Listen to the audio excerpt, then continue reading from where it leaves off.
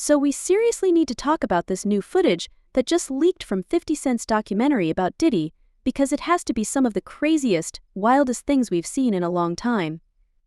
50 Cent has some of the survivors and witnesses of Diddy's alleged crimes in the documentary, talking about what Diddy allegedly did to them and their loved ones. After trolling Diddy for weeks, 50 Cent leveled up by claiming Diddy allegedly took out multiple people who came super close to exposing him years ago. Now, this isn't your regular run-of-the-mill conspiracy theory. 50 Cent says he's got insider info and hard evidence to back it up. He's even pushing to reopen federal investigations into these deaths, swearing he's got the goods to prove that Diddy allegedly had a hand in it all. So hold on, because 50 Cent means business when it comes to taking down Diddy, and the streets are saying that Diddy is on the run now that the feds are sniffing around. Why all better come on in the room, because it's about to be a crazy mess. Why all? 50 Cent was not joking when he said that he was coming for Diddy. He's on a mission to expose a side of Diddy that we never got to see until recently, and it's seriously wild. 50 Cent's been standing 10 toes down when it comes to exposing and shaming Diddy, but this time he has some pretty hard proof that has Diddy on the run. When Diddy first got sued by Cassie, 50 announced that he was working on a documentary about Diddy. He tweeted, "Did he do it? Coming soon. GLG Greenlight Gang," and another one. He also said, "Rapper, I thought Diddy was a billionaire music mogul.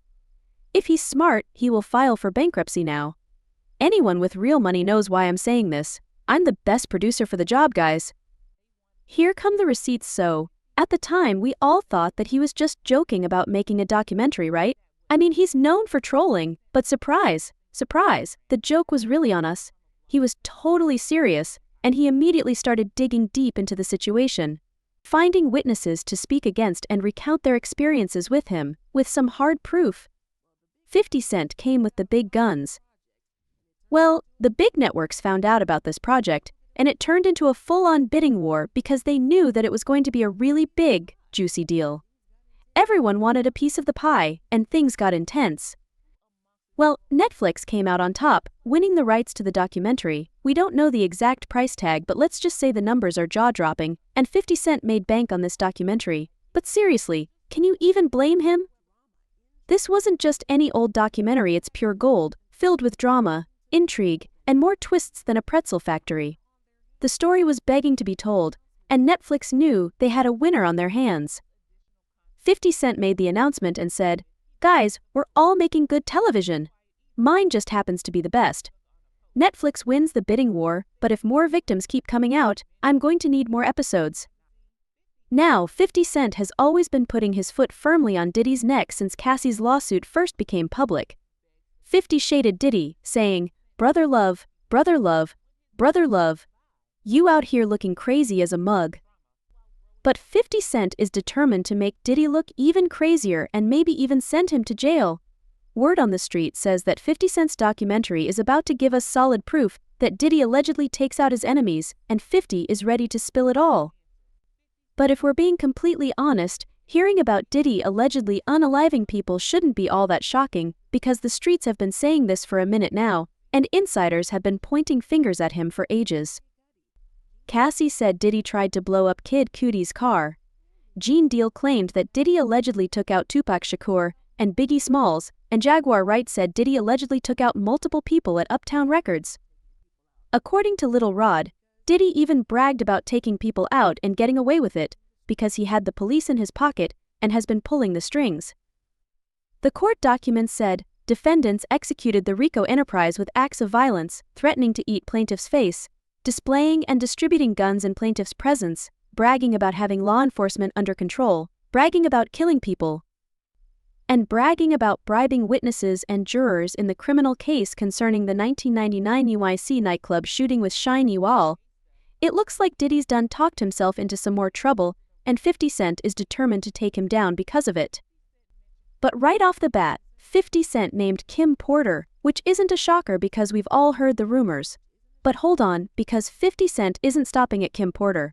He's also talking about her boyfriend after she left Diddy, a guy named Shakir Stewart.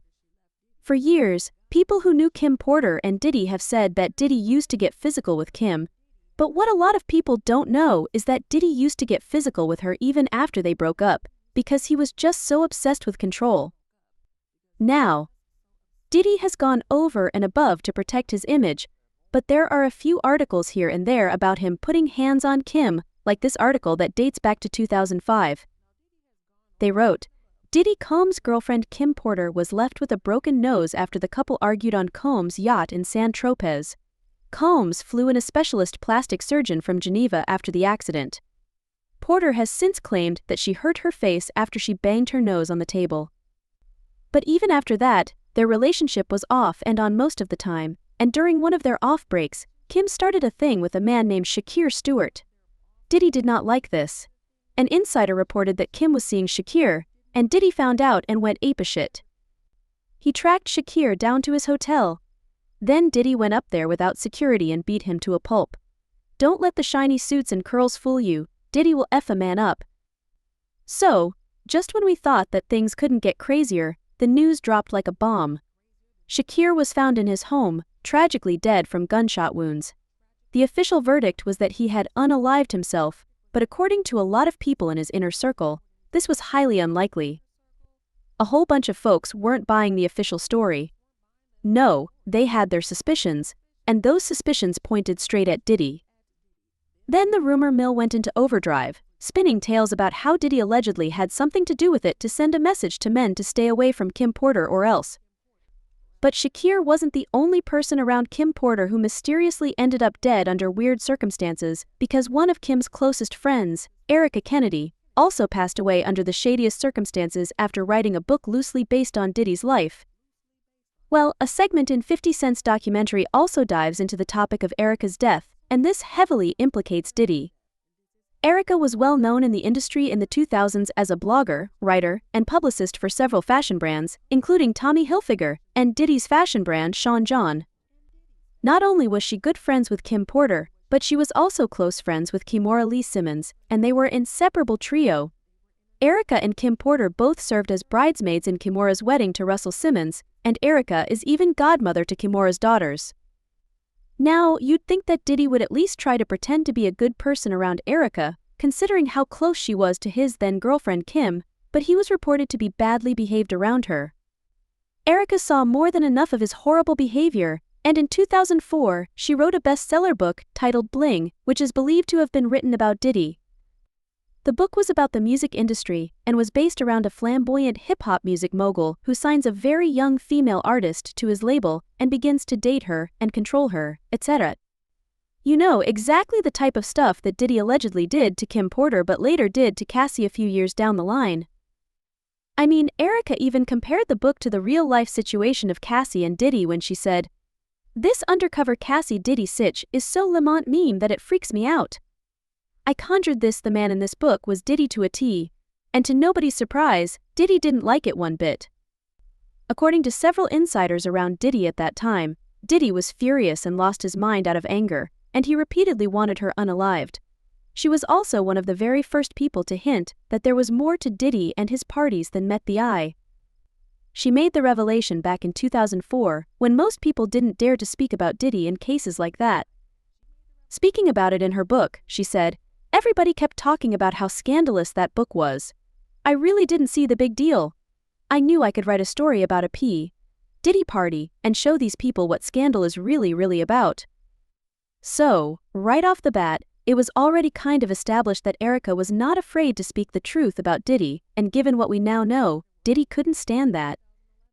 Things got even worse when the book was published because Erica got death threats for exposing some of the skeletons in Diddy's closet. While this might seem far-fetched, considering the book was marketed as a work of fiction, we now know that it was very much based on real-life events. So, it wasn't hard to see why Diddy was so mad about it. We don't know for sure if the death threats she received came directly from Diddy, but when you really think about the way the book mirrored Diddy's real life, it does make sense. Her book also painted the character based on Diddy as extremely controlling, violent, and manipulative, and she even predicted his takedown by saying, he thought he had all the power, all the time.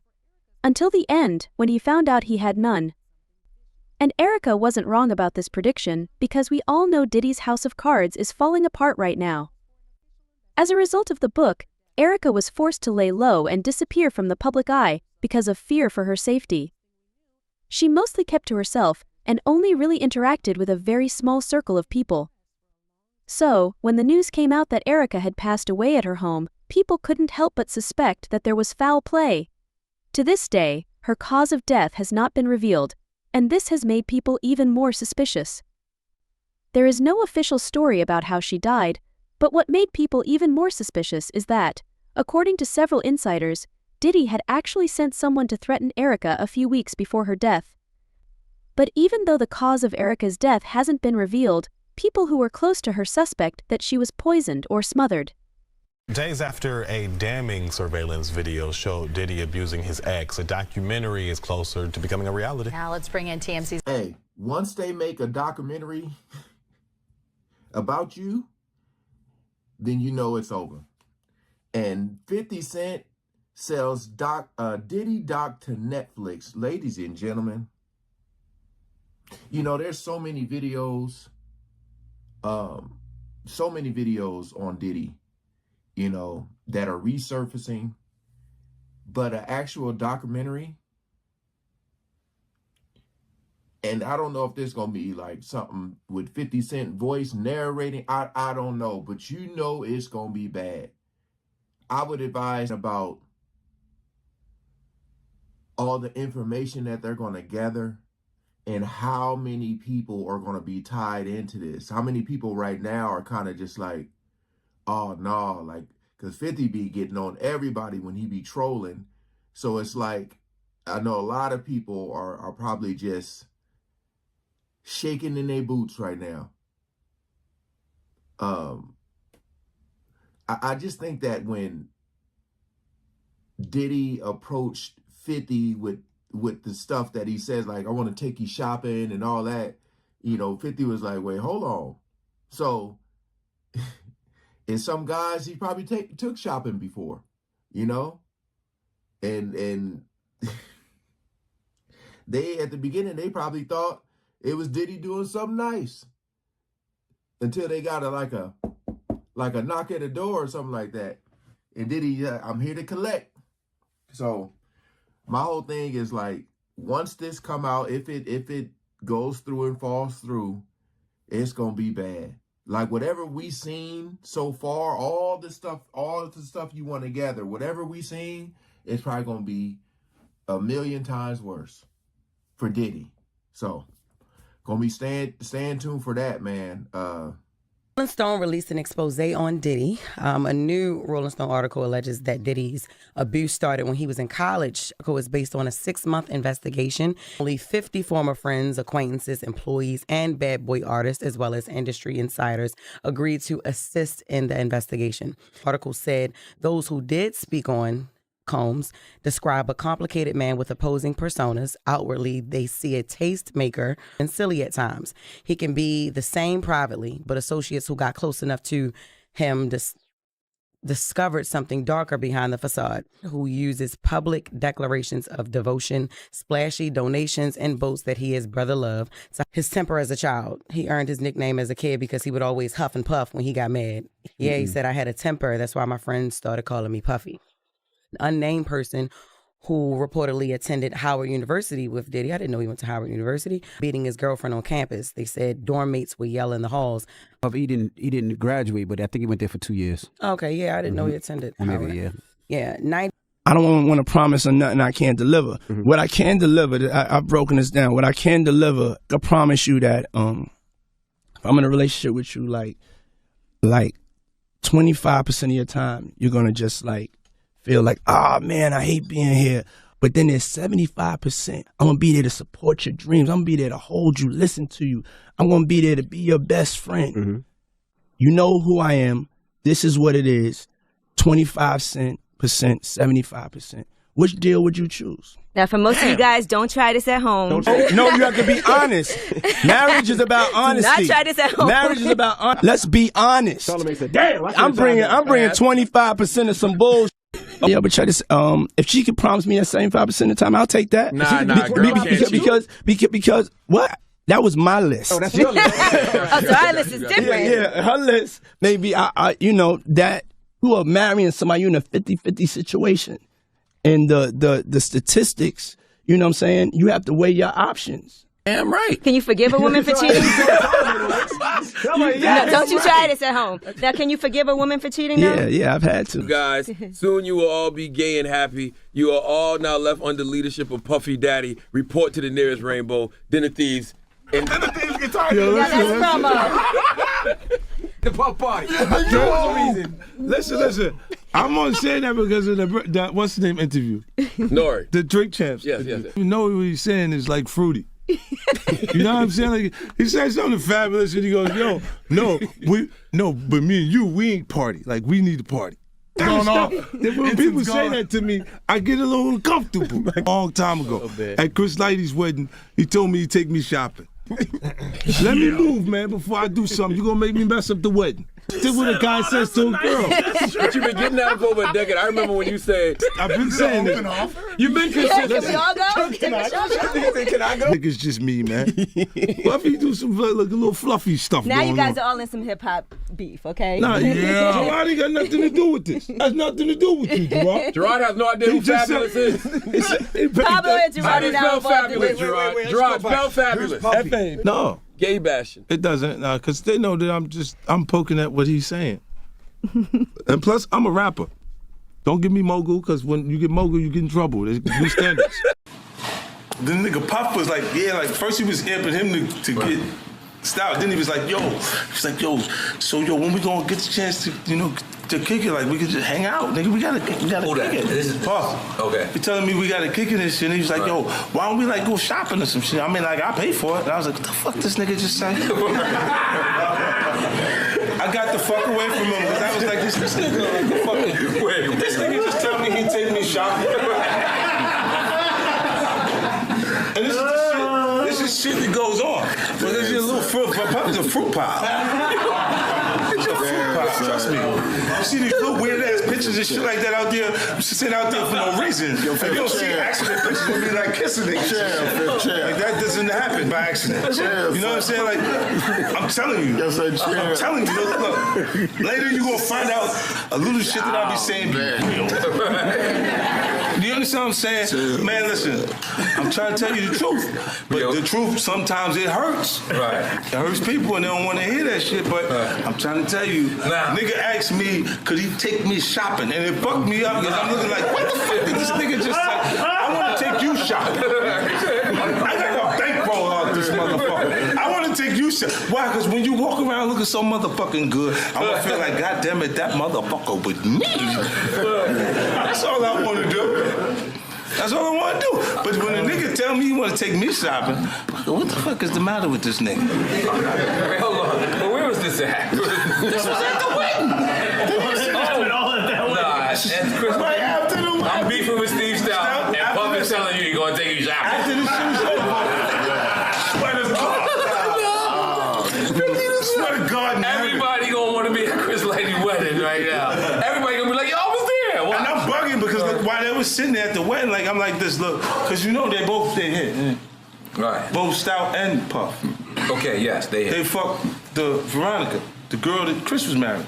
Whoa, this is awkward. We did not know that. So I'm sitting there like, what the fuck kind of shit we got going on? Oh, man. Like, goddamn. Like, I'm on my own little... I guess our angel on our shit. Cheers. I know, you supposed to jump in like cheers. I was befuddled, son. God I'm still befuddled. It is what it is now. You gave me alcohol.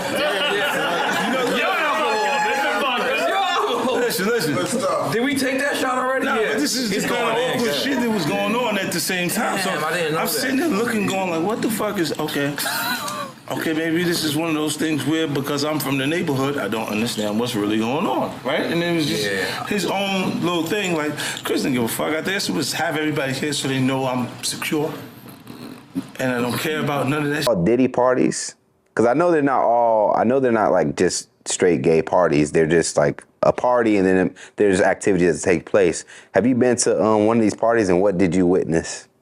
Well,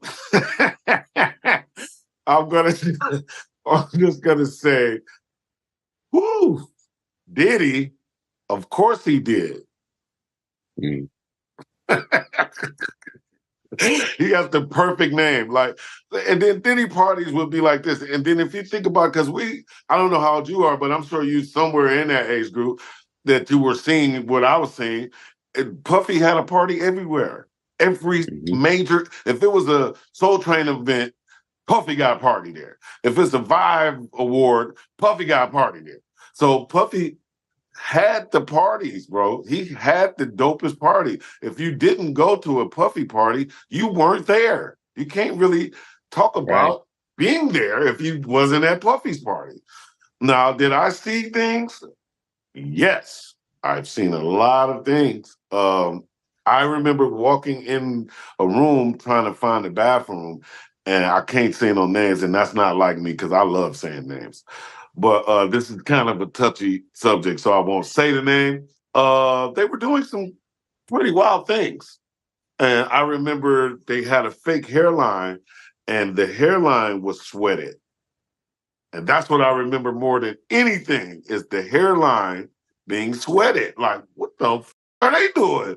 So I immediately shut the door, went back out and tried to party. I couldn't get that off my head because I just seen some right then. And then I was like, man, I'm ready to go. And this was two men, to be particular, two men? Yeah. And it was one girl there, but her eyes were this big. So that means she wasn't participating. Correct. So she was looking at some she wasn't sure if she should be seeing. But there was a